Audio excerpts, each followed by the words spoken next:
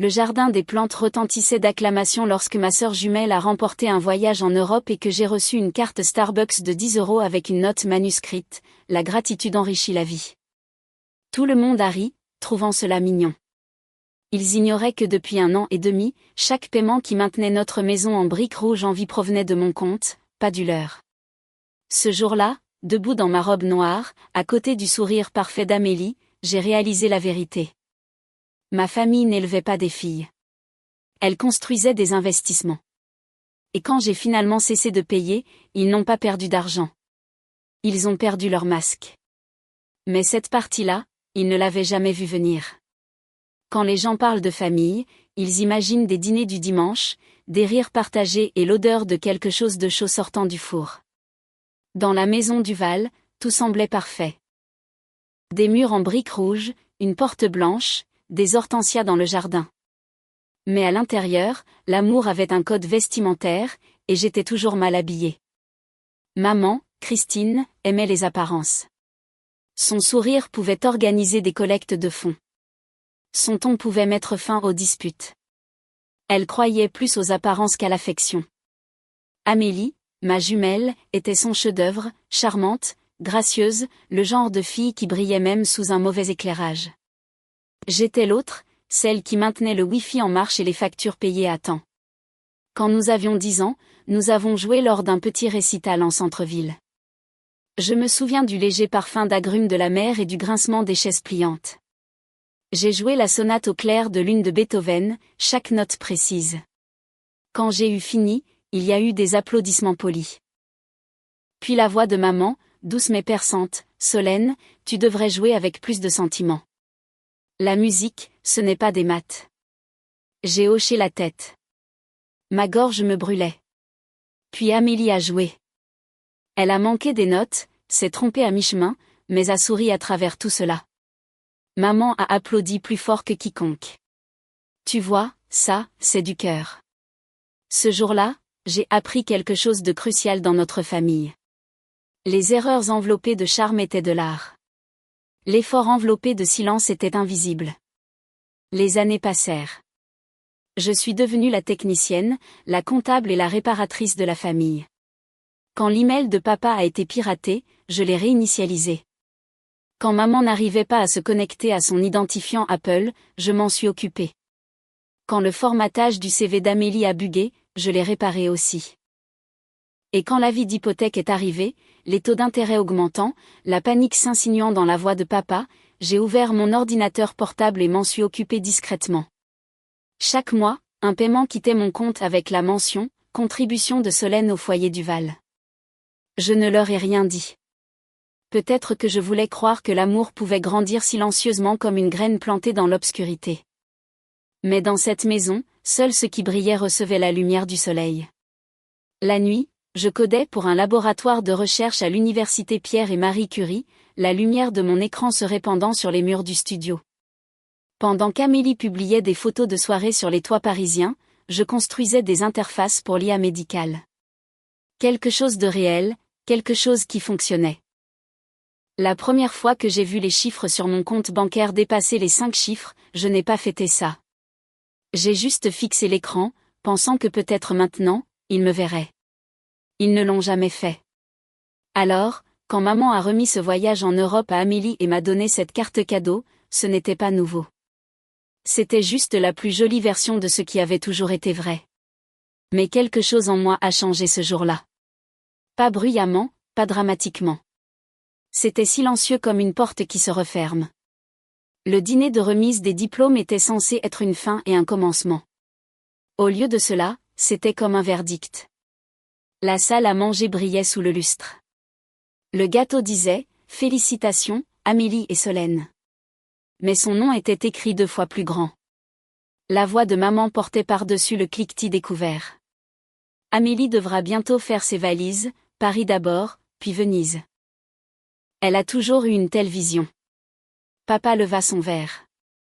Mes 2 filles sont brillantes, mais Amélie, elle a juste cette étincelle de leadership. La table rit. J'ai souri, coupant une part de gâteau que je n'ai pas goûté. Quand maman s'est tournée vers moi, son ton s'est adouci en cette douceur condescendante qu'elle appelait sagesse. Solène, ma chère, tu devrais apprendre à être heureuse avec moi. La gratitude enrichit la vie. J'ai hoché la tête, bien qu'à l'intérieur quelque chose se soit brisé si silencieusement que cela a presque sonné comme un soulagement. Plus tard cette nuit-là, pendant qu'Amélie publiait des photos de son gâteau, j'étais assise dans ma chambre d'enfant, éclairée par la lueur bleue de mon ordinateur portable. J'ai ouvert l'application bancaire par habitude. La liste des paiements est apparue, chacun marqué « Contribution de Solène au foyer du Val ». 18 mois, de 3 cents à 200 € chaque mois. La pensée m'a frappé comme de l'eau froide.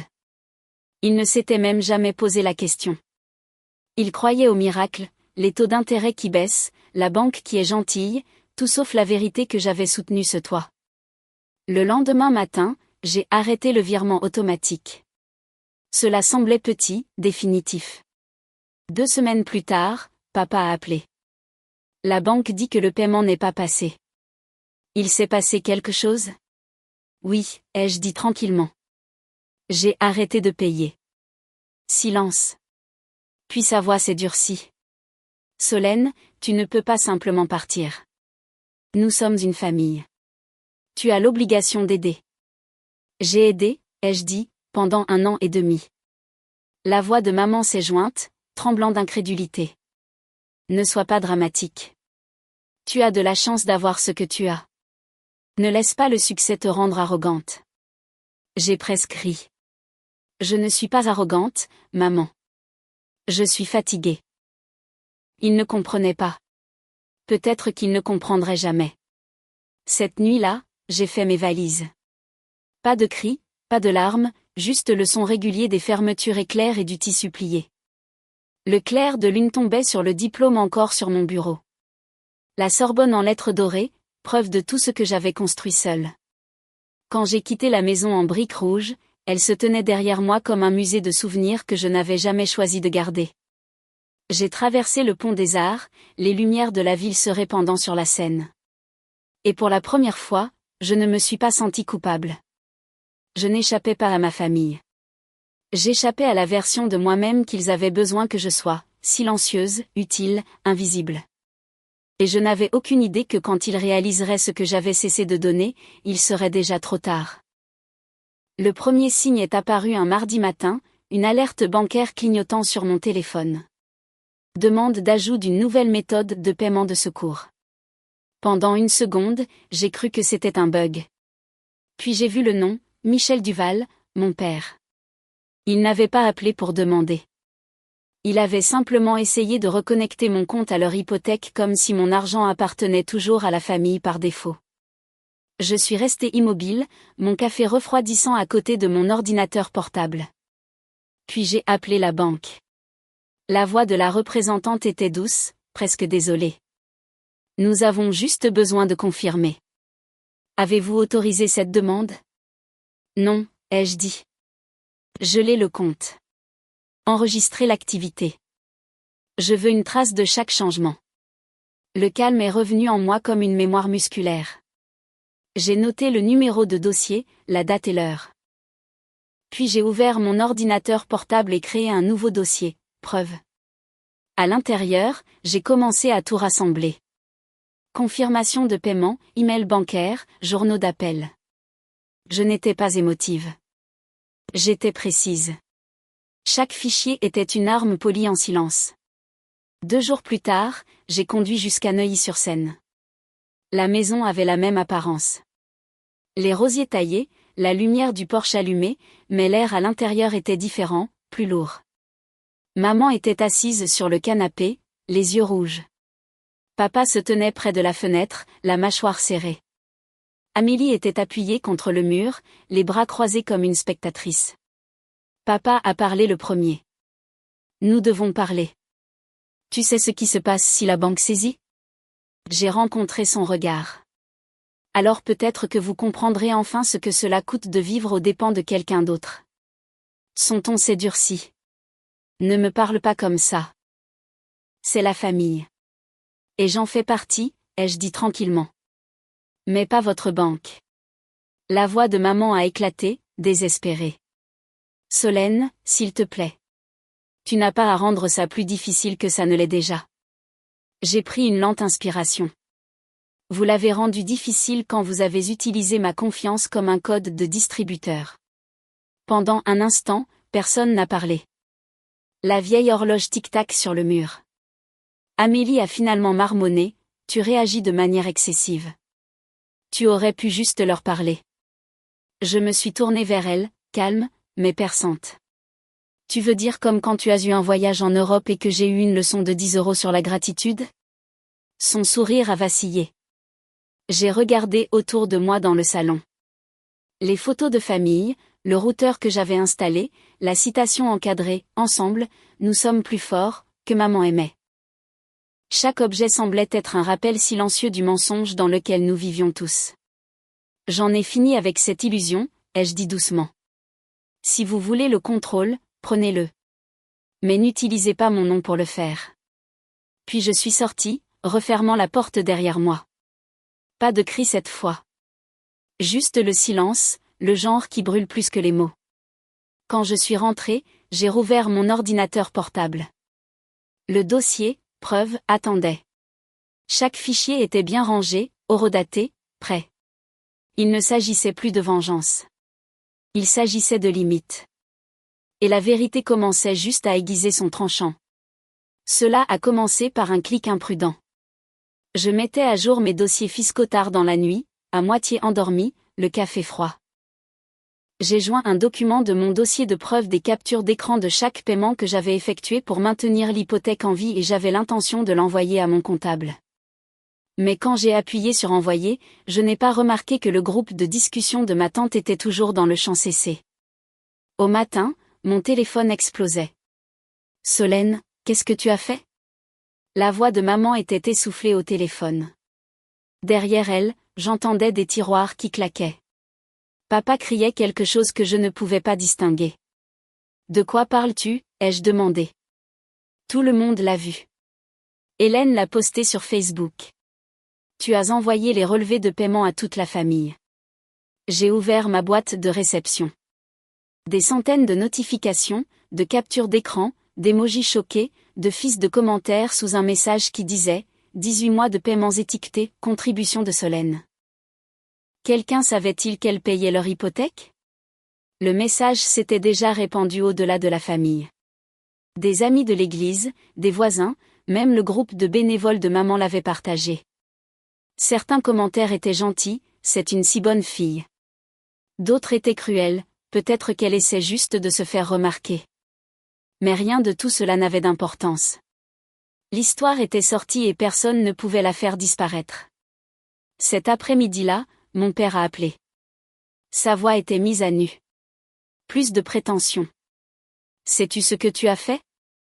Les gens appellent pour demander si nous t'avons utilisé. Tu as humilié cette famille. J'ai laissé échapper un léger soupir. Non, papa. Je n'ai humilié personne. J'ai juste arrêté de cacher la vérité. Tu aurais pu gérer ça en privé, a-t-il claqué. Je l'ai fait, ai-je dit, pendant 1 an et demi. Il a raccroché.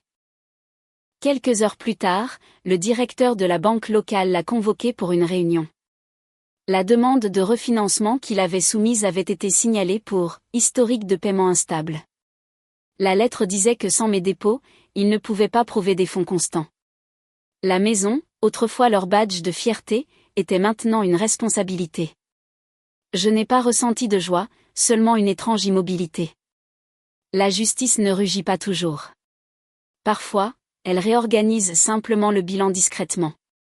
En quelques semaines, la maison de Neuilly-sur-Seine a été mise en vente. Les voisins chuchotaient. Tante Hélène s'est excusée auprès de moi en privé, disant qu'elle ne voulait pas que les choses se répandent aussi loin. Mais il était trop tard. L'image parfaite des Duval s'était fissurée comme de la porcelaine tombée sur du carrelage. J'ai continué à travailler. Au laboratoire de recherche de l'université Pierre et Marie Curie, mes projets se sont étendus. Des collègues ont commencé à me poser des questions sur mon approche de conception. Précision silencieuse, l'appelait-il. L'expression est restée. Elle est devenue ma boussole. Quand un investisseur du Fonds pour l'innovation de la Sorbonne m'a contacté pour un programme de bourse, j'ai hésité avant de dire oui.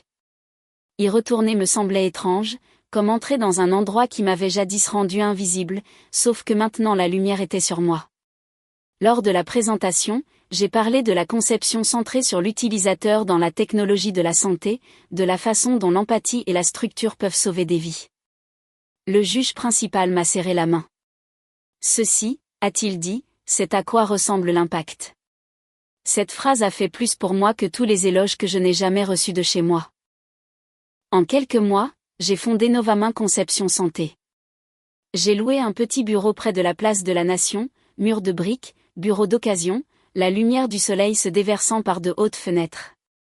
Sur le mur, j'ai scotché une feuille de papier blanche avec des mots écrits au marqueur noir. Nous concevons la clarté pour ceux qui sauvent des vies.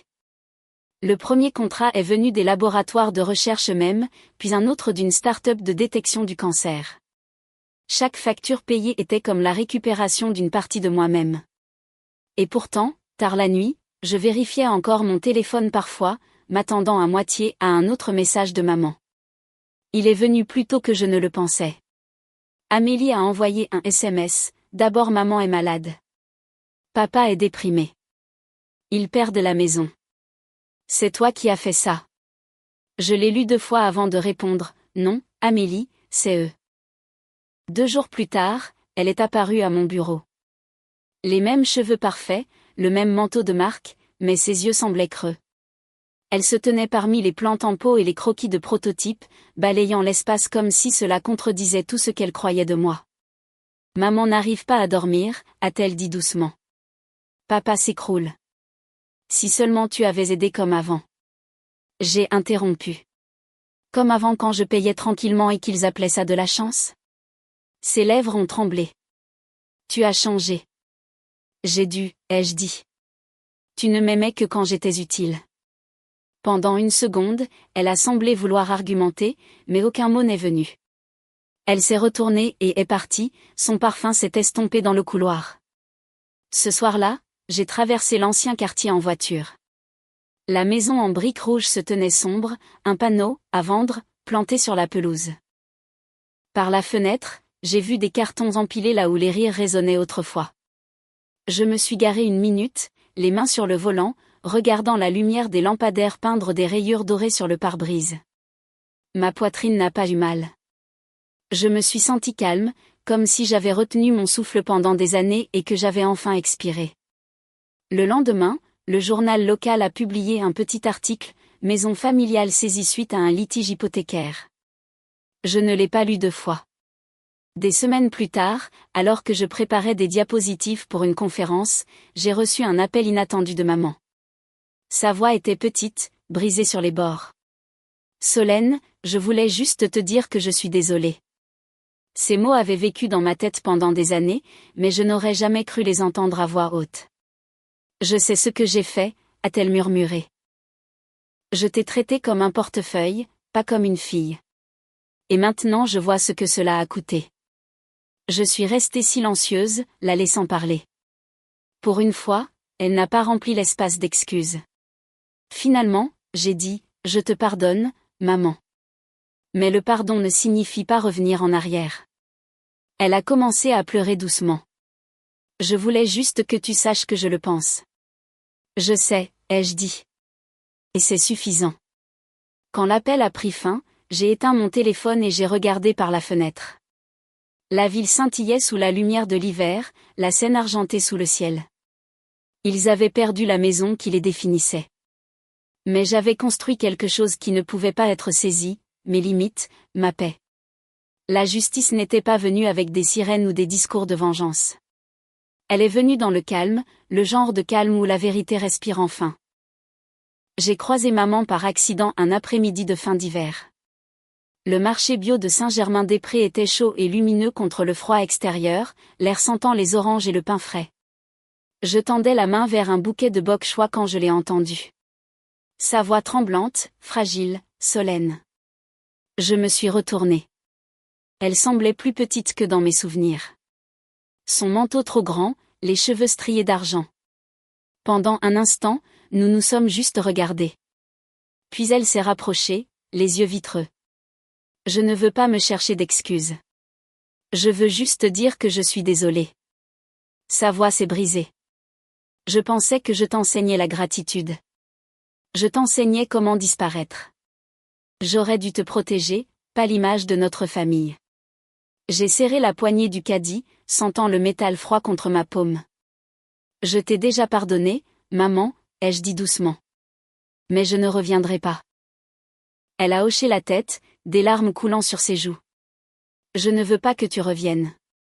J'avais juste besoin que tu saches que je le vois maintenant. La musique du magasin a changé pour Moon River. La même mélodie que lors de notre récital d'enfance, seulement plus douce, plus lente. Pendant un instant, le temps s'est replié. Je n'étais plus en colère, juste fatiguée et libre. Quand elle a tendu la main, je ne l'ai pas retirée. Je lui ai pressé légèrement la main. J'espère que tu trouveras la paix, ai-je murmuré. Elle s'est retournée, marchant vers la caisse. Le manteau gris pesait lourd sur ses épaules. Je l'ai regardée jusqu'à ce qu'elle disparaisse dans l'allée. Dehors, l'air était vif et pur. Les lumières de la ville scintillaient sur le trottoir mouillé, et j'ai réalisé que le pardon n'était pas une porte de retour. C'était un pont vers l'avant. Cette nuit-là, je me tenais devant la fenêtre de mon appartement, une tasse de thé réchauffant mes mains. Paris scintillait au-delà de la vitre, stable, vivante, imperturbable. Sur le mur au-dessus de mon bureau étaient accrochées deux choses, la carte cadeau encadrée de 10 € de la remise des diplômes et le certificat portant « Novamain Conception Santé ». La carte me piquait autrefois. Maintenant, elle me rappelait le chemin parcouru. J'ai souri, me murmurant, la gratitude ne signifie pas baisser la tête.